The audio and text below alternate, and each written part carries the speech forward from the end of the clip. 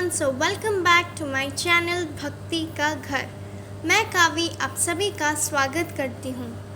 आशा करती हूँ आपको हमारी पिछली कथा बहुत अच्छी लगी होगी। आज भी मैं आपके पास एक सुंदर कथा लेके आई हूँ, तो चलिए शुरू करते हैं। आप सब मुगल सम्राट औरंगजेब के बारे में तो जानते ही होंगे। उन्होंने अपने जीवन में कितने मंदिर तोड़े हैं, पर क्या आप जानते हैं अपने शासन के शेष 15-20 साल उन्होंने कोई भी मंदिर नहीं तोड़ा है। ऐसा क्यों? आखिर ये बदलाव क्यों? आइए ये जानने के लिए ये सुंदर कथा सुनते हैं। एक बार सम्राट औरंगजेब एक राज्य जीतकर खुशियां मना रहे थे। तब उन्हें पता चला कि चित्रकूट में एक सुंदर मठ है। वहाँ तिरुपति बालाजी की पूजा की जा रही थी। जब उनके सिपाही वो मठ तोड़ने जा रहे थे तो अचानक उनकी तबीयत बहुत खराब हो गई। देखते देखते उनके सारे सिपाहियों की तबीयत खराब हो गई और वो बेहोश जैसे हो गए। ये देखकर सम्राट चिंतित हो गए। कोई भी वैद्य उनका इलाज कर नहीं पाए। फिर एक दिन उस गांव का मुखिया सम्राट के पास आया और बोला, हे शहंशाह, सिर्फ एक ही आदमी आपके सिपाहियों को ठीक कर सकता है और वो है उस मठ का ब्राह्मण।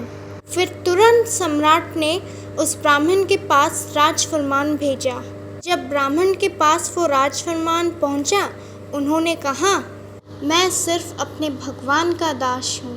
भगवान के सिवा मैं और किसी का हुक्म नहीं मानता, पर इतने लोगों की जान खतरे में है, इसलिए मैं चलूँगा।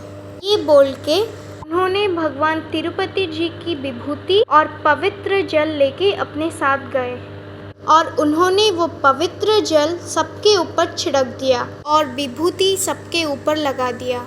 अरे ये क्या? सारे सिपाही तुरंत ठीक हो गए। ये देखकर सम्राट औरंगजेब भी आश्चर्य और खुशी हो गए। पर सम्राट ने ब्राह्मण से एक प्रश्न पूछा कि मैंने अपने सिपाही तुम्हारे मठ को तोड़ने के लिए भेजे थे, पर तुमने उन्हें बचाया क्यों? ये सुन के ब्राह्मण बोले, मेरे भगवान ने मुझे सबकी मदद करना सिखाया है।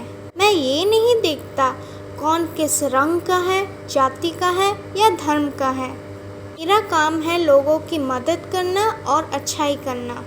ये सुन के सम्राट औरंगजेब का हृदय परिवर्तन हो गया और उन्होंने और कोई मंदिर नहीं तोड़ने का फैसला लिया।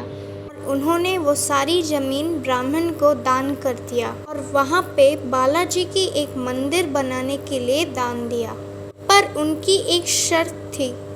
उस दिन के बाद वो मंदिर और जो भी मंदिर के लिए उन्होंने दान दिए, उस मंदिर का ऊपर वाला हिस्सा मस्जिद जैसे गोलाकार बनेगा।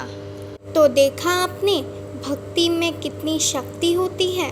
हम आज बहुत मुश्किल दौर से गुजर रहे हैं। हमें एक दूसरे से दूरियां बनाने की ज़रूरत है, पर दिल से हमें सबसे जुड़े रहना चाहिए।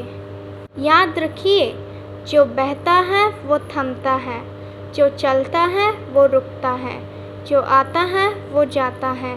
ये एक वायरस ही तो है। ये थमेगा भी, रुकेगा भी और जाएगा भी।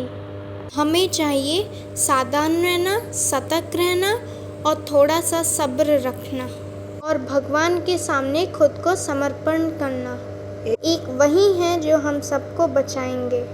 तो यहीं पे हमारी कथा समाप्त होती है। अगर आपको अच्छी लगी कथा तो कमेंट सेक्शन में ज़रूर बताइएगा। Thank you.